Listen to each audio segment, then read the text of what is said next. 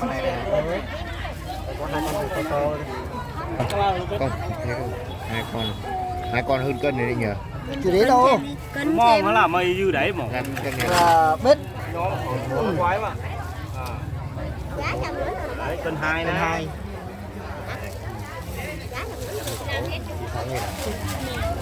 Anh cho 100.000 đi. Cho một con nữa. Cho con quái. Con bán cho chẳng á. Con đi chết à? Con quái à? Chết đâu? Chết ném nó cho đây cho mèo. Cho chú luôn đi. Nó hay rồi.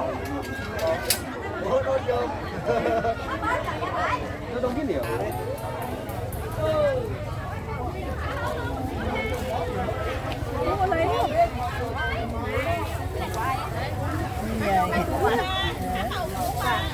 Cái thứ đi nhẹ cái nhà mình ăn này.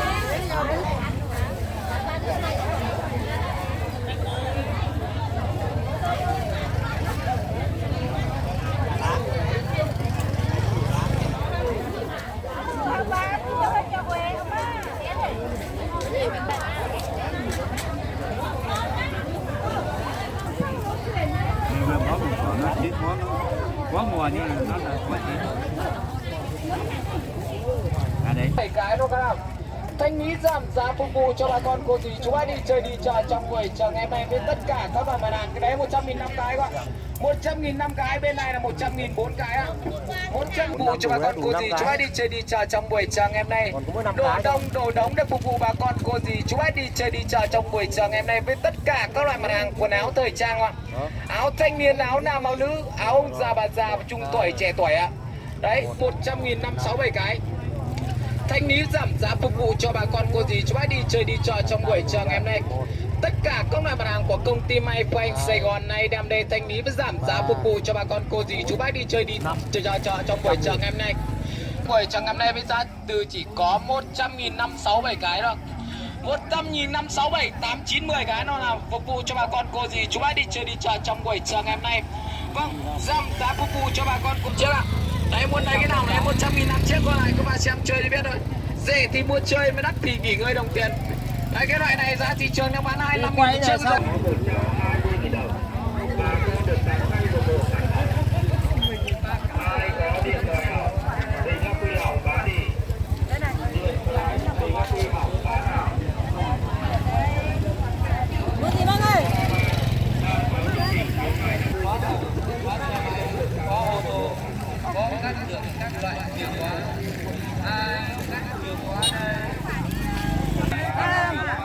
Bác con chưa nhận về.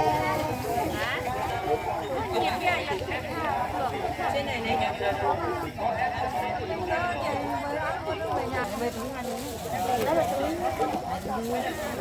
tiền rồi, đi chơi mưa đi.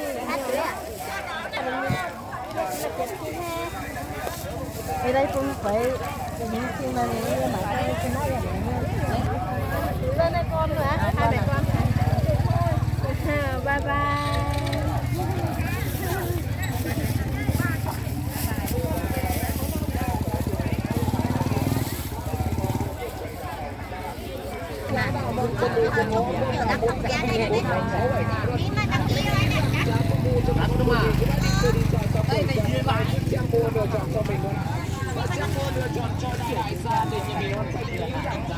Cho bà con cô dì chú bác đi chơi đi chợ trong buổi chợ ngày hôm nay.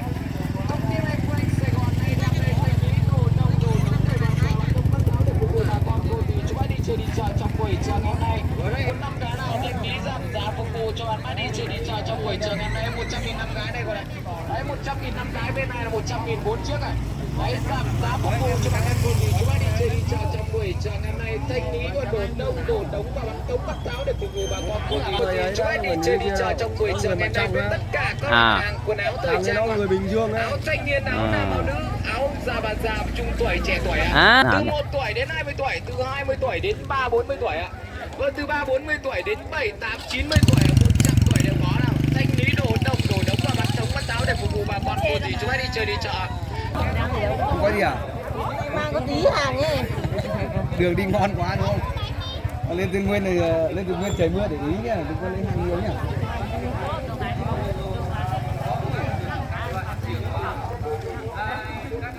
hội chợ không? Có mai, chiều mai. Chiều mai đi à?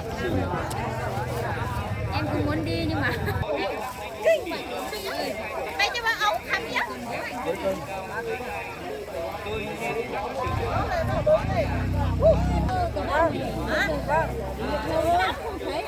Tao bảo là tao gửi cái túi đâu cho anh đưa cái gái.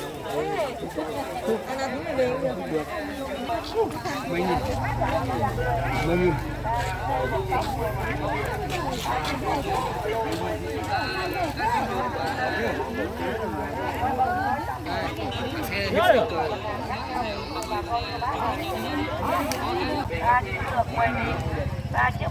Này mình nhẹ đi. 3 chiếc dây buộc tóc 10.000. 3 chiếc cỏ son cỏ lồi 10.000. Đi à mà đi đi. Cái đấy mày làm hai cái chị. Còn nếu mà mặt hàng khác nhau 10.000 thì 3 thứ chỉ 10.000. 3 chiếc lược 10.000. 3 chiếc mặt trái đánh răng 10.000. 3 chiếc dây buộc tóc 10.000. 3 chiếc cỏ son cỏ lồi 10.000. 3 chiếc mặt trái đánh răng 10.000. 3 chiếc dây buộc tóc 10.000. 3 chiếc cỏ son cỏ lồi 10.000. 3 gói bằng phím 10.000. Bán nó có ở đây không? Không chơi đâu rồi. Có keo đang ăn không? Đang ăn ấy. Cầm dao gọt này.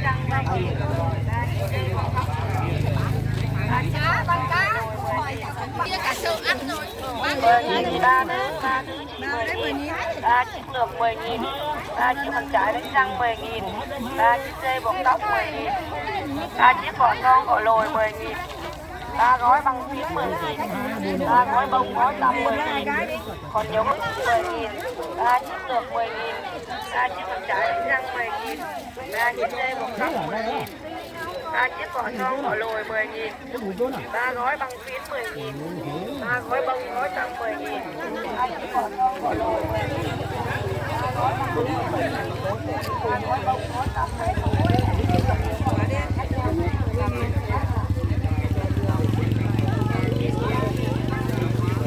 Kiếm hôm nay mới kiếm này.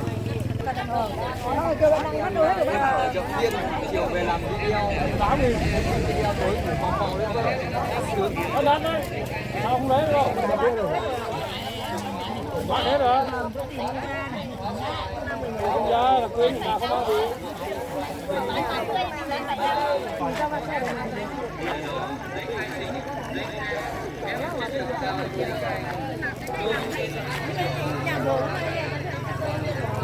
Thì từ trên này hơi cả.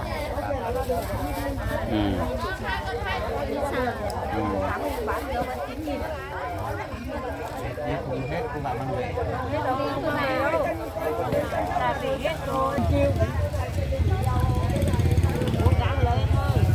Cái này con nó không tha đâu. Phải nó chỉ bé thôi, nó tha đâu. Cái này còn chưa bé được một cái. Đây. 3 mấy cân? 5 cân nhé.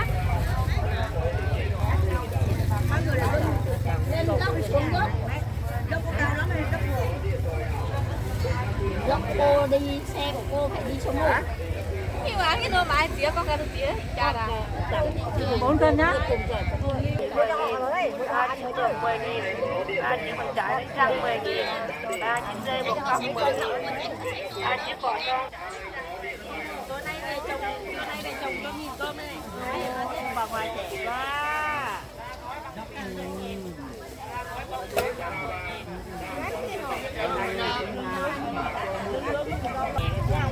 Gói bông gói tầm 10.000.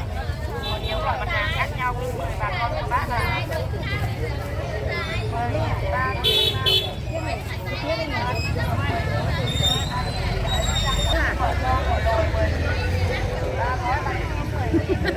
3 gói bông gói tầm 10.000.